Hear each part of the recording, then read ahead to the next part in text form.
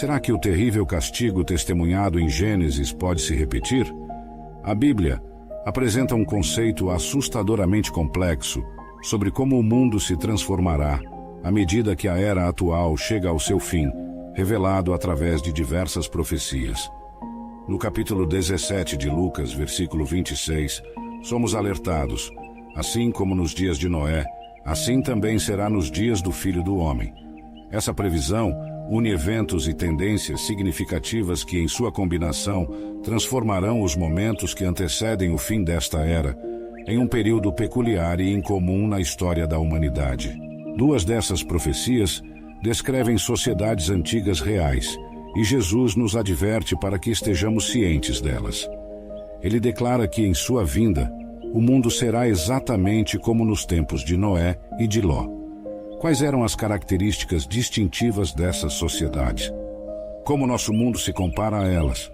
Jesus compara não apenas os dias de Noé, mas também os dias de Ló com os tempos do fim.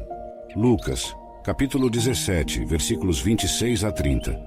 Assim como foi nos dias de Noé, também será nos dias do Filho do Homem. Comiam, bebiam, casavam e davam-se em casamento, até o dia em que Noé entrou na arca e veio o dilúvio, que destruiu a todos. Da mesma forma como aconteceu nos dias de Ló, comiam, bebiam, compravam, vendiam, plantavam e construíam. Mas no dia em que Ló deixou Sodoma, fogo e enxofre caíram do céu e os aniquilaram por completo. Assim será no dia em que o Filho do Homem for revelado. Jesus destaca um aspecto final dos últimos dias que estava presente nas sociedades de Noé e Ló. Ele menciona essas atividades: comer, beber, casar-se e dar-se em casamento, até o dia em que Noé entrou na arca e veio o dilúvio, que destruiu a todos. Jesus menciona 8 atividades específicas: comer, beber, casar-se, dar-se em casamento, comprar, vender, construir e plantar. Não há nada intrinsecamente pecaminoso em nenhuma dessas atividades. Então, qual era o problema? O problema era que eles estavam tão imersos nessas atividades que não reconheciam os dias em que estavam vivendo. Eu resumiria esse problema em uma palavra: materialismo. Eles estavam tão imersos no material que não tinham mais compreensão ou atenção para o espiritual e o eterno. A característica final dos dias de Noé e Ló era o materialismo. Quanto materialismo existe no mundo hoje? Eu diria que a civilização ocidental está virtualmente inundada por ele, e isso de forma alguma exclui a igreja. Há muitos cristãos professos que são tão materialistas em seus corações quanto os incrédulos. Talvez eles sejam um pouco menos demonstrativos sobre isso. Talvez não seja tão aparente em seus estilos de vida, mas eles estão absorvidos pelo materialismo. Jesus nos advertiu que, se formos sugados pelo abismo do materialismo, não estaremos prontos quando ele vier.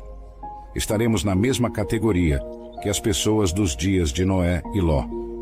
O relato paralelo em Lucas, capítulo 17, versículo 26, nos dá esse aviso. Assim como foi nos dias de Noé, também será nos dias do Filho do Homem.